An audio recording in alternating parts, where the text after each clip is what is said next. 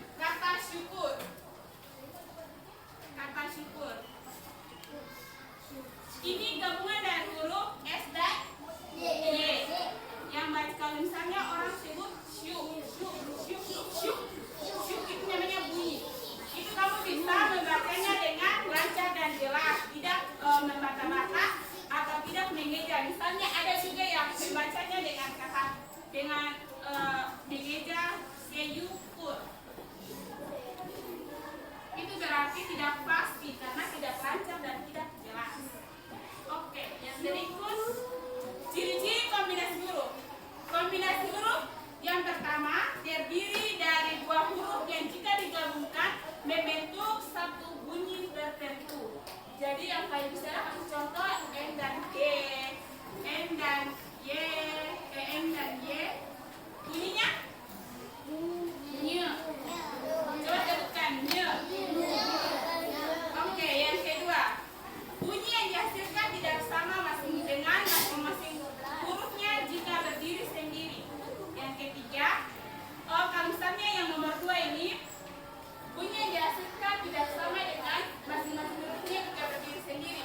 Misalnya, huruf N kalau berdiri sendiri bacanya N, tetap N, dan N. Kalau misalnya gabungannya dengan G, bacanya artinya kalau misalnya dengan G berdiri sendiri, G, tetap G. Oke, yang ketiga, kombinasi huruf ini dapat terdengar seperti satu suara saat diucapkan, seperti yang tadi kita praktekkan. berbicara, misalnya menyapu. Menyapu itu menyapu. Bunyi dari N dan G, gabungan dari huruf N dan Y yang menghasilkan bunyi. Oke.